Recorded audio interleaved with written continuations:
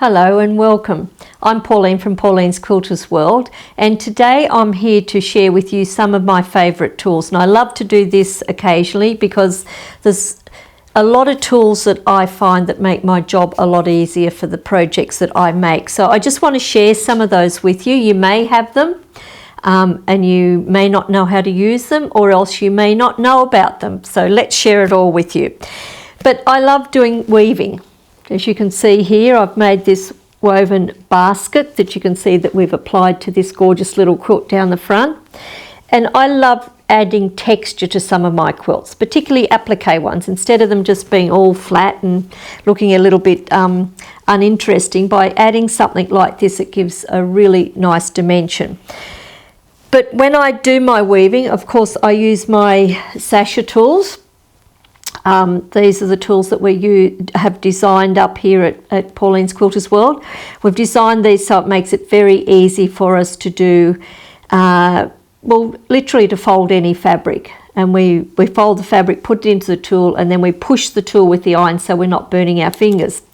So I'm working on a new project at the moment, and you'll have to stand by to see what this is going to be made into, but it'd be very exciting. But I want to weave all of these strips together. So I've used different size sashes to make all of these strips.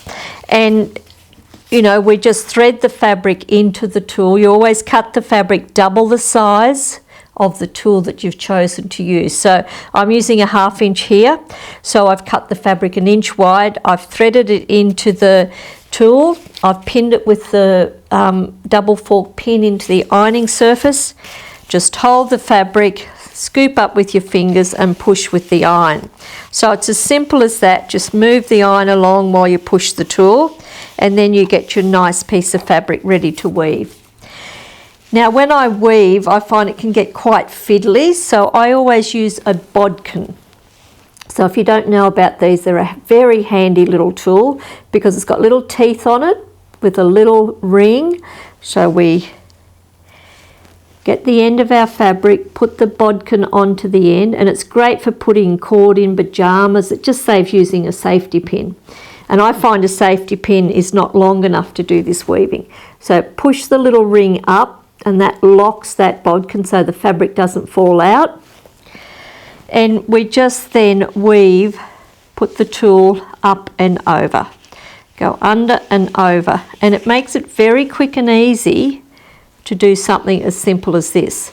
And it just makes it lay nice and flat for you, but it just saves trying to get your fingers in there or a bobby pin. So a bodkin is a very, very handy tool to have, that a lot of people just don't know about them. So that's how we do our weaving, but stay tuned because you're going to see lots of other things we're doing with weaving. Now the other thing I use all the time is my big pressing mat, and you can see it's well used. It's got some marks on it, but that's because it's used all the time. We've got sandpaper here for tracing a design onto. This bit of felt protects the sandpaper from the board. And underneath we have our cutting mat. So it's a very, very handy tool to have, and you can open it right out to get a very big ironing surface. Now, talking about pressing, of course I use the mini iron lots. I love the little mini iron, but sometimes I may not have the iron set up next to my machine, and maybe I want to press some quick triangles.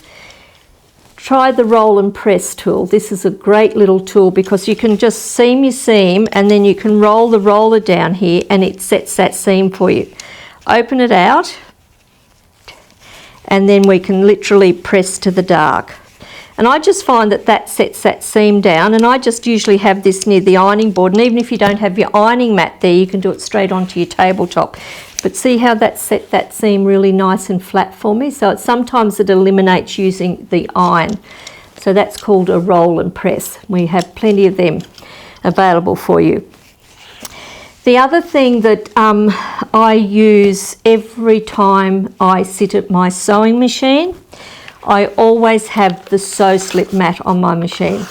So this is like a Teflon mat, and it's just not a regular Teflon mat. This has got a sticky side. You take the paper off, take the brown paper off. Do keep that paper because you want to roll this back in if you're not using it, because you've got to protect the back side of it. Because this side that I have up to you now is sticky.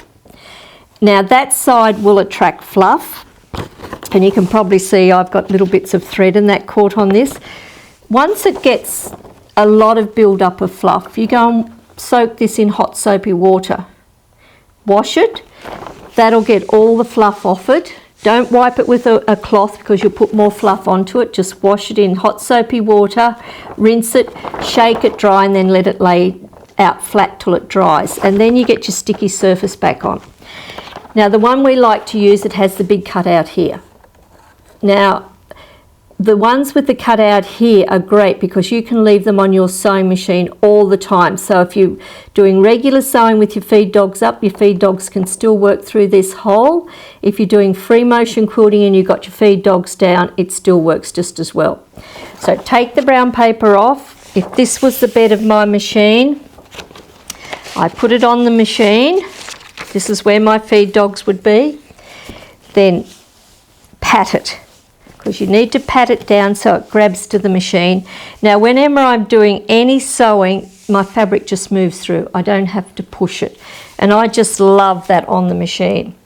And since I've been able to get them with this cutout cut all the way out, it just stays on the machine all the time. If you have the one with just the little circle cut out, you can't use it with your feed dogs up. So when you finish with that, and if you do take it off the machine, make sure you roll it back in the paper to protect that back. Now I always use this mat in conjunction, whether I'm quilting with my feed dogs up or down. I do a lot of quilting, like on this little quilt here, I had my feed dogs up and I just stitch straight lines.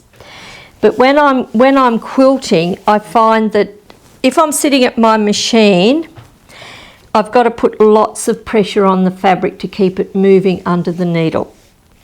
I find using the weighted quilting hoop, this has to be one of the best things I've found to help me, number one, get my stitches even when I'm free motion quilting, and number two, to allow me to sit at my machine with a much better posture. Because usually when we're quilting, we've got our hands out to the side like this, putting the pressure. We usually have them in a V shape. We're usually trying to move the fabric under the needle, which can make it quite challenging. If I put this on, like if I've got that on there and I'm wanting to quilt this, I don't sit with my fingers like this.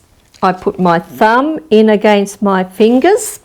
I tuck my elbows in. I put my shoulders right back, and then that will move the fabric for me under the needle. And I just find that makes moving everything so much easier.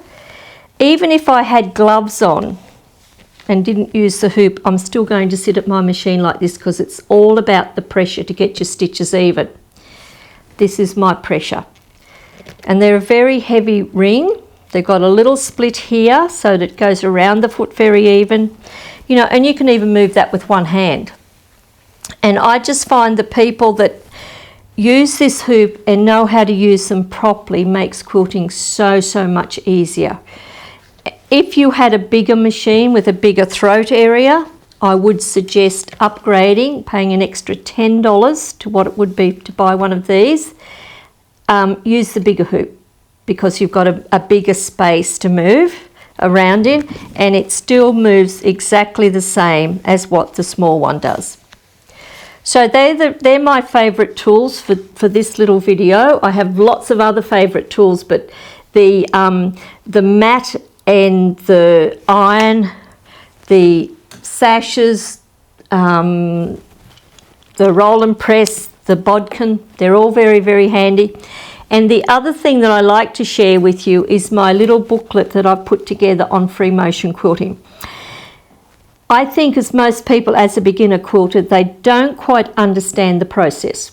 Because once those feed dogs are dropped down, it's all about the first thing you have to learn to do is how do I move the fabric under the needle to get my stitches even?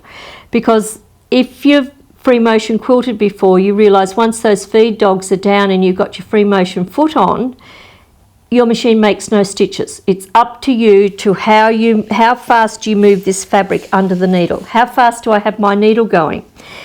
In this little book, I cover step by step, and I take you through, and a lot of people that have done my free motion quilting class, when I do the class with them, I give everybody an L plate that's learning to quilt for the first time.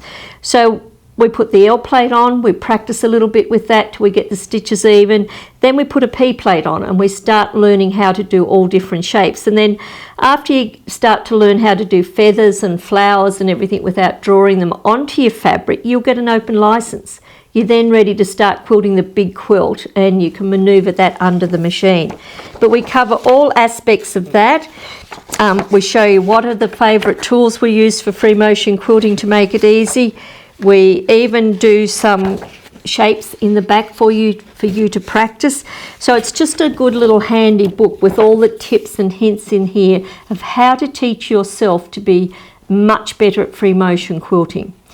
If you struggle with free motion quilting on a big quilt, watch a lot of our videos, because we do all of our quilts now quilt as you go, because we find that as we've got a little bit in age, it's harder to move that quilt around in our little space of our machine. So we now break them all up and do them quilt as you go. This little quilt on the table in front of me, it's quilt as you go. This was a panel that was quilted first from here to here.